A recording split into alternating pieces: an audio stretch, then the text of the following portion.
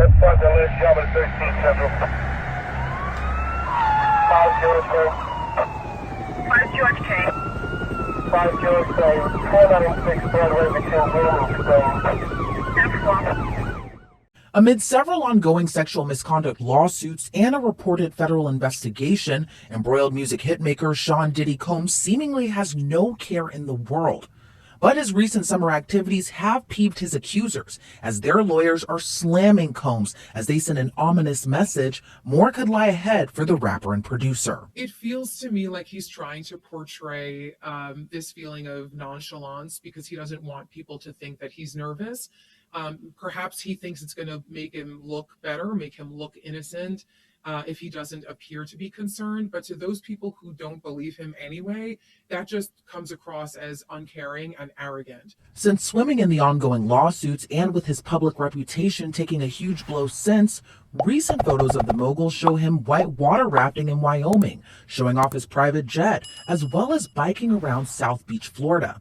And the moves haven't been sitting well with his alleged victims. Combs faces a mountain of sexual misconduct lawsuits, 10 that have been filed since last November. Most recently, he's been sued by an adult film star who was employed to work at his famous Labor Day white parties. Adria English, who filed her suit on July 3rd of this year, claims she was first employed by Combs in 2004 and was groomed into sex trafficking over time. In her suit, she claims her first year of working at Combs' now infamous party in Miami, there was no sinister intent or requirements for physical sexual contact and seemed like a legitimate employment opportunity. So she came back the following year and the year after, but it would be that third party she worked at that Diddy allegedly demanded she engaged in sexual intercourse with party guests after they learned about her adult entertainment past and forced her into sex work. English claims her memories of some details are hazy due to her consuming lots of alcohol and drugs, but added in her complaint the encounters she was forced to endure were so excruciating she remembers them because they still haunt her to this day. In May of this year, April Lamprose filed her lawsuit against Combs, accusing him of battery and sexual assault. She says she met Combs in '94 when she was a student at the Fashion Institute of Technology. Lamprose claims Combs promised to mentor her and showered her with gifts. She says she endured 4 terrifying sexual encounters with the producer/rapper up until the 2000s. The first incident allegedly occurred in '95 when Combs took her to a hotel and raped her. Lamprose claims months later Combs sent her gifts and flowers, so she decided to give him a second chance. She says the second incident allegedly occurred in a parking lot where Combs forced and demanded her to perform oral sex on him.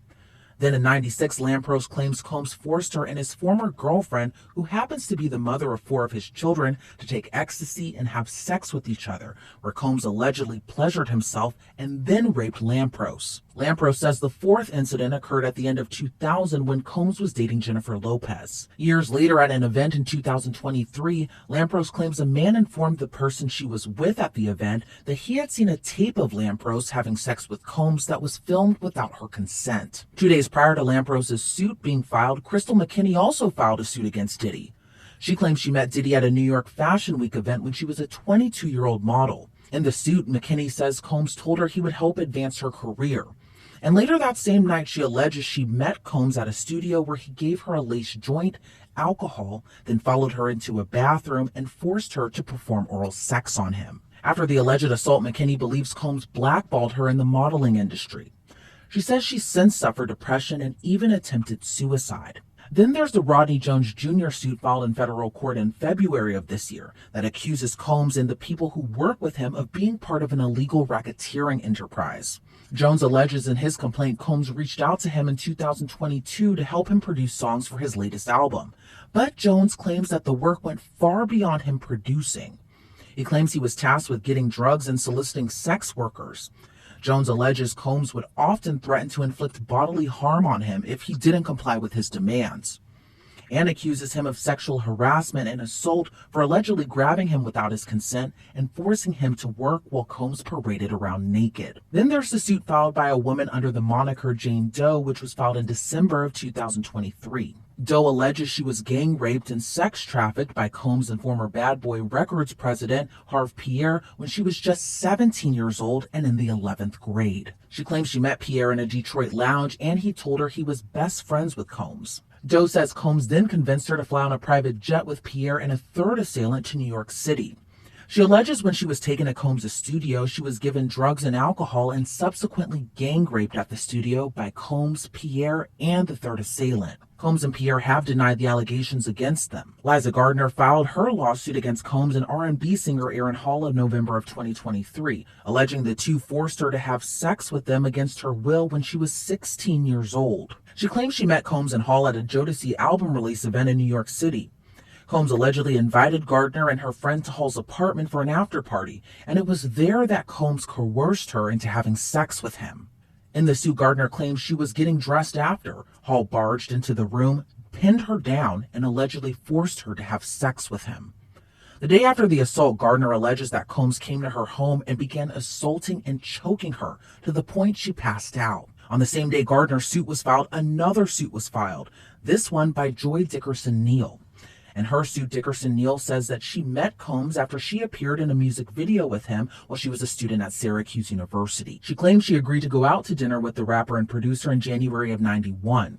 During their date, Dickerson-Neal alleges that Combs intentionally drugged her, then sexually assaulted her and recorded the assault. She alleges days later a male friend revealed to her that he and other men had viewed the sex tape, which she says from that point her life went into a tailspin, and after returning to college she had to be admitted to the hospital for severe depression and suicidal ideation. With the slew of ongoing lawsuits, criminal defense attorney Serena Townsend explains it's a long way from looking up for the rapper/producer. I think he's facing a world of trouble, honestly. That's a lot of women who are coming forward, and every time another woman comes forward and is believed, you have that settlement, which kind of gives credence to the complaint. There could be more that come out. People feel very uncomfortable and nervous to come out against their abuser, particularly when their abuser is world famous. And so this mountain of complaints that are coming out against him, I wouldn't be surprised if more come through. And I think that he should be quite concerned, both civilly and criminally. And then there's the only lawsuit that's been settled, a mere day after it was filed in federal court, that seemingly opened the floodgates. And that's the federal lawsuit filed by Diddy's ex-girlfriend, singer and actress Cassie Ventura, aka Cassie. In Cassie's complaint against her ex, she accused Combs of sexual assault, battery, sex trafficking, and requiring her to engage in forced sexual acts. According to her suit, Cassie claimed Combs trapped her in a cycle of abuse, violence, and sex trafficking. One of the brutal beatings was captured in shocking hotel surveillance video obtained by CNN. The incident left her with bruises, burst lips, black eyes, and extensive trauma. And due to Diddy's money and power, he reportedly bought off the footage for $50,000 and hopes to keep his true colors behind closed doors, hidden forever. This crime that he's accused of committing across many, many years, many, many women, this is, again, just a link in the evidence that they're going to be able to show against him. That not only did the surveillance video show a really gut-wrenching act of violence perpetrated by him, but again, in his statement, he admitted to it, right? He admitted that it was him. He admitted that he felt disgusted by his actions. So he essentially admits to all of that. They're going to be able to use that because part of the elements of sex trafficking requires some sort of coercion, and forcible coercion like abuse can certainly be used to be able to prove that element of the crime. The music mogul would issue an apology for the brutal assault years later in 2024 when the video was made public. It's so difficult to reflect on the darkest times in your life. Sometimes you got to do that. I was f***ed up. I hit rock bottom. But I make no excuses. My behavior on that video is inexcusable. I take full responsibility for my actions in that video. I'm disgusted. I was disgusted then when I did it. I'm disgusted now. I went and I sought out professional help. I had to go into therapy, and go into rehab. I had to ask God for his mercy and grace.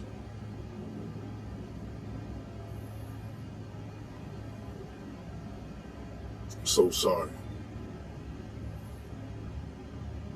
But I'm committed to be a better man each and every day. I'm not asking for forgiveness. I'm truly sorry. However, Diddy has since scrubbed the apology from his social media page. Oh my God. I died a small death as an attorney when I saw that, because you can apologize after a settlement. Sure. I mean, maybe he felt like he was free and clear at that point because the civil case was over.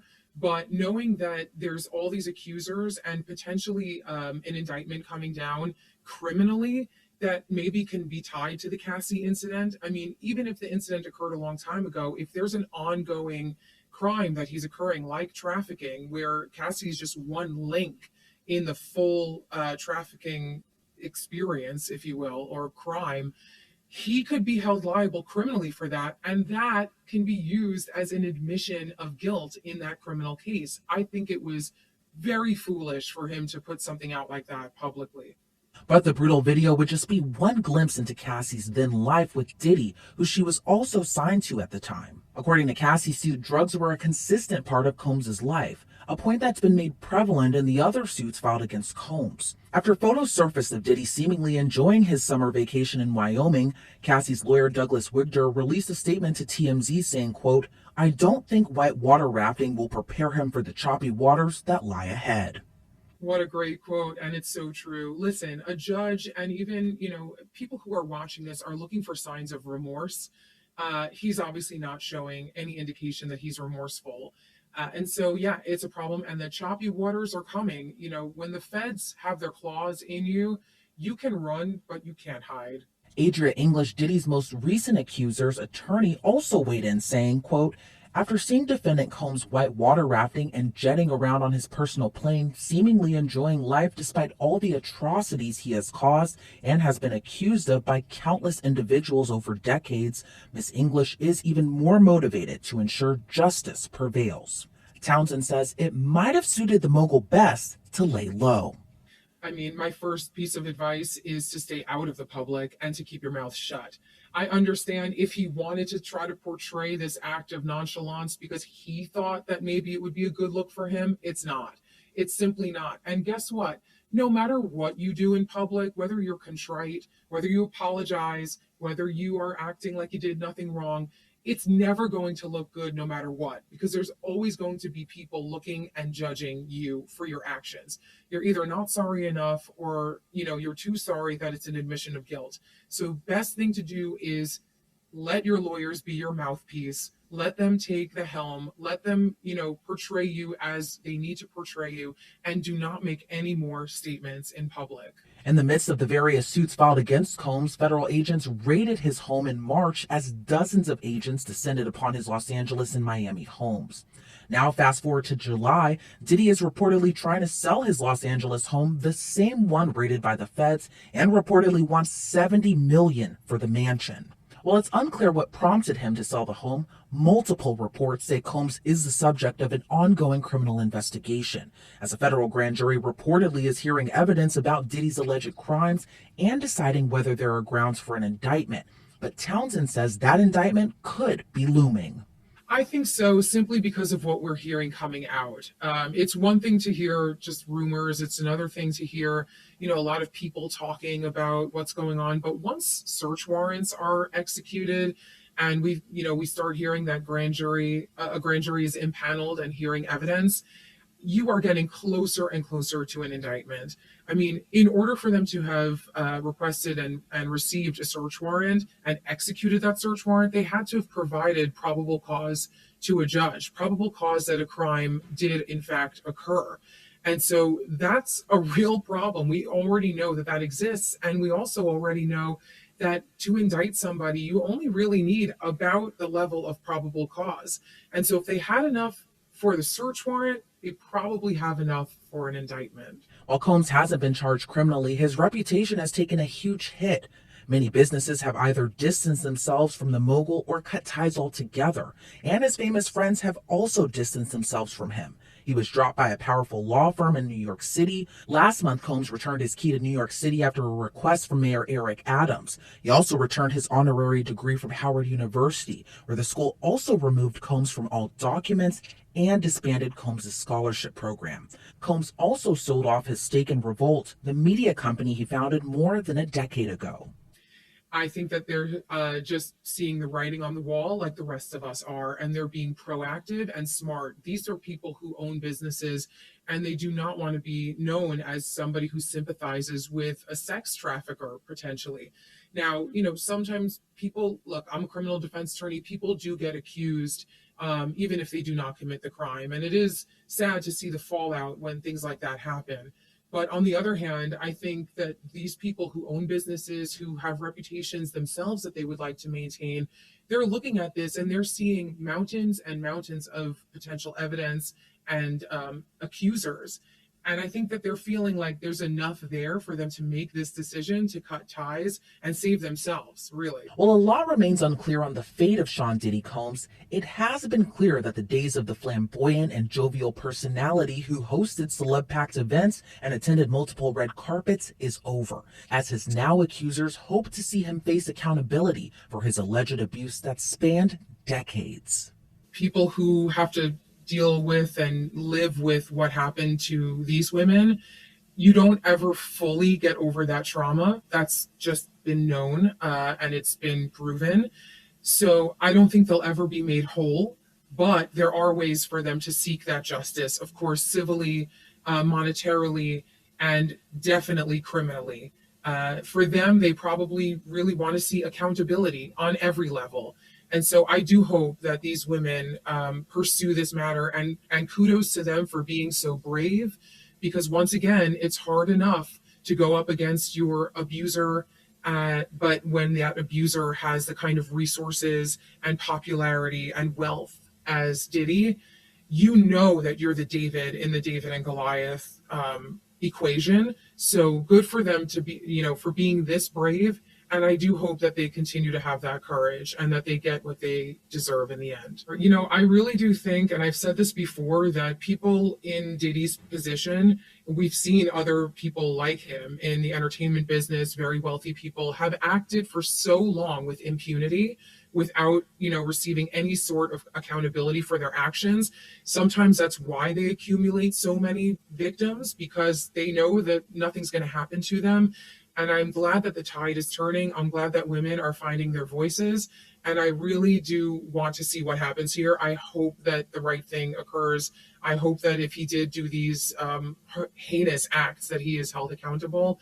But I also am, proud to say that hopefully this is a sign of the times, that we as a society are holding powerful people accountable for their actions. Sean Diddy Combs, through his lawyers, have vehemently denied all claims against him. However, all the lawsuits filed against him, with the exception of Cassie Ventura's suit, is still ongoing. Weeks ago, Combs' lawyers filed a motion to dismiss some of the claims in Joy Dickerson-Neal's complaint, as his team called the accusations purely a money grab. But their motion to dismiss Thanks for them watching. this time is still pending. Please like, Reporting for comment, Long and Time, subscribe to I'm this Melissa channel. Milner.